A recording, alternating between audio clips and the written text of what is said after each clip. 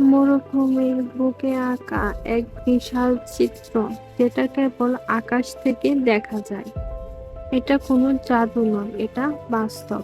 এবং এর নাম হচ্ছে নাজকা লাইন। কিন্তু প্রশ্ন হলো, এই বিশাল চিত্রগুলো কে এঁকেছিল, কেন এঁকেছিল, আর এর রহস্যই বা কি? চলুন জেনে নেই নাজকা লাইন এর ইতিহাস, রহস্য আর তত্ত্ব।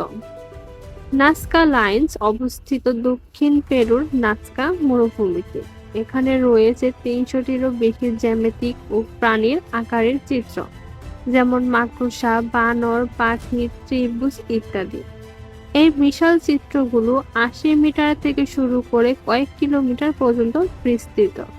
কিন্তু মজার বিষয় হলো, এই ছবি আপনি মাটিতে দাঁড়িয়ে বুঝতে পারবেন না, এগুলো শুধু আকাশ থেকে দেখলেই বোঝা যায়। বিশেষজ্ঞদের মতে নাজকা লাইন তৈরি করেছিলেন নাজকা সভ্যতা প্রায় ২০০ খ্রিস্টপূর্ব থেকে ৬০০ খ্রিস্টাব্দের মধ্যে। তারা পাথর সরিয়ে নিচের ফ্যাকাশে মাটি উন্মোচন করে এই চিত্রগুলো আঁকে। এখন প্রশ্ন হলো, কখনো আকাশে না উঠে কোনো ড্রোন বা স্যাটেলাইট ছাড়াই নাজকা সভ্যতা কিভাবে এক বিশাল ও নিখুঁত চিত্র তৈরি করলো? অনেকেই মনে করেন তারা স্ট্রিং, কাঠি আর মাপজোক ব্যবহার করেই এই জ্যামিতিক নিখুঁততা অর্জন করেছেন। কিন্তু এটা ভাবলেও একটা প্রশ্ন থেকেই যায়, কার জন্য এই চিত্র? মানুষ নাকি ভিনগ্রহী কেউ?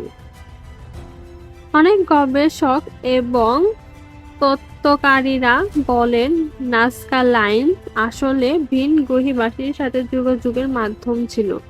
এদের অনেকেই মনে করেন এগুলো হলো এয়ার স্ক্রিপ্ট বা ল্যান্ডিং গাইড, যা ভিনগ্রহী থেকে আসা যানবাহনের জন্য তৈরি। তবে এর তত্ত্বের কোনো প্রমাণ এখনো পাওয়া যায়নি। অনেকেই মনে করেন নাজকা লাইন ছিল ধর্মীয় অনুষ্ঠান, জ্যোতিষশাস্ত্র বা জল বৃষ্টি চাওয়ার প্রতীক। নাজকা লাইন আমাদের দেখায় প্রাচীন সভ্যতাগুলোর জ্ঞান, পরিকল্পনা ও উদ্দেশ্য কতটা গভীর হতে পারে। আজও কেউ জানে না সঠিক কেন বা কিভাবে এগুলো তৈরি হলো, তবে এতটুকু নিশ্চিত, নাজকা লাইন হলো পৃথিবীর এক অনন্য বিস্ময়, যা যুগ যুগ ধরে মানুষকে ভাবতে বাধ্য করেছে।